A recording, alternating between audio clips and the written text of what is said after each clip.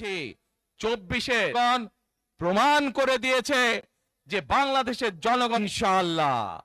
প্রিয় ভাই বোনেরা, এখন আমি আপনাদের সামনে একটি প্রশ্ন করতে চাই।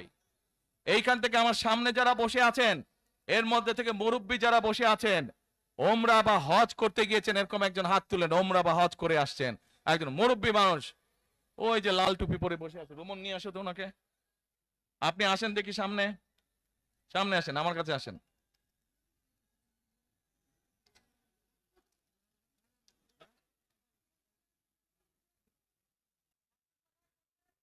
বসেন, আপনারা বসেন, উনি এখনই মঞ্চে উঠবে, আপনারা সবাই দেখতে পারবেন কে মানুষটা। বাড়ি সুনামগঞ্জ। সুনামগঞ্জ কোথায়? শান্তিগঞ্জ। এই সুনামগঞ্জের মানুষ আছে এখানে? এই লোক আপনাদের মানুষ? আচ্ছা, এখন বলেন, কবে গেছিলেন আপনি? হজ না উমরায় গেছিলেন? উমরাতে গেছি 16-তে, হজে গেছি 17-তে। উমরাতে গেছেন 16-তে, হজে গেছেন 17-এ। এখন আমাকে বলেন, আপনি তো উমরা হজ করে আসছেন, যে মাইকের সামনে দাঁড়ান। আবাসের মালিক কে? আল্লাহ। আল্লাহ। আমরা মুসলমান সবাই, এই দিন দুনিয়ার আমরা যে এই পৃথিবী দেখি, এই পৃথিবীর মালিক কে? আল্লাহ। এই সূর্য নক্ষত্র যা দেখি তার মালিক কে? আল্লাহ। বেহেশতের মালিক কে? আল্লাহ। দোজখের মালিক কে? আল্লাহ। আচ্ছা, দাঁড়ান, এবার আপনি বসেন এখানে। আপনারা সকলেই সাক্ষী দিলেন, দোজখের মালিক আল্লাহ, বেহেশতের মালিক আল্লাহ, এই পৃথিবীর মালিক আল্লাহ, কাবার মালিক আল্লাহ। আরে ভাই, যেটার মালিক আল্লাহ সেটা কি অন্য কেউ দেওয়ার ক্ষমতা রাখে? রাখে না। তাহলে কি দাঁড়ালো? নির্বাচনের আগেই একটি দল এই দিব ওই দিব বলছে, টিকিট দিব বলছে না? যেটার মালিক মানুষ না, সেইটার কথা যদি সে বলে, এক সেরে কি করা হচ্ছে? হচ্ছে না? যার মালিক আল্লাহ, যার অধিকার শুধু আল্লাহর একমাত্র, সবকিছুর অধিকার উপরে আল্লাহর অধিকার।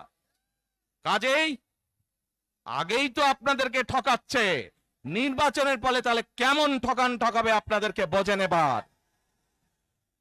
শুধু ঠকাচ্ছেই না মানুষকে, যারা মুসলমান তাদেরকে শিরকি করাচ্ছে তারা, নাউজুবিল্লাহ।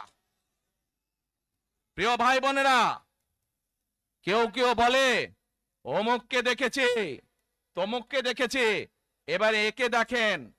প্রিয় ভাই বোনেরা, 1971 সালের যুদ্ধ, যেই যুদ্ধে লক্ষ মানুষের প্রাণের বিনিময়ে এই দেশ স্বাধীন হয়েছে, আমাদের এই প্রিয় মাতৃভূমি, সেই মাতৃভূমিকে স্বাধীন করার সময় লক্ষ লক্ষ ভাইয়েরা শহীদ হয়েছে।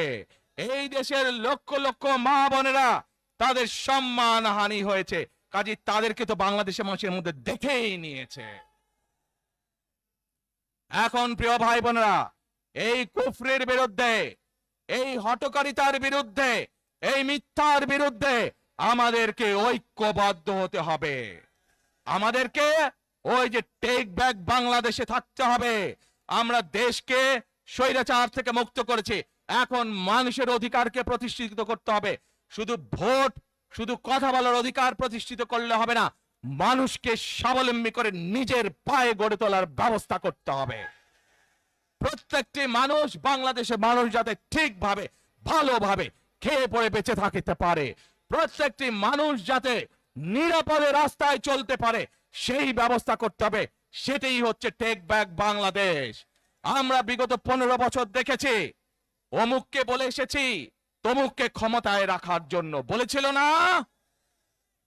সেজন্যই বলেছি, দিল্লি নয়। আমরা দেখেছি যারা 71 সালে ছিল, তারা কাদের সাথে লাইন দিয়েছিল, যাদের কথা একটু আগে বললাম, যারা মিথ্যা কথা বলে ঠকাচ্ছে মানুষকে, আমরা দেখেছি তাদের আস্তানা কোথায়।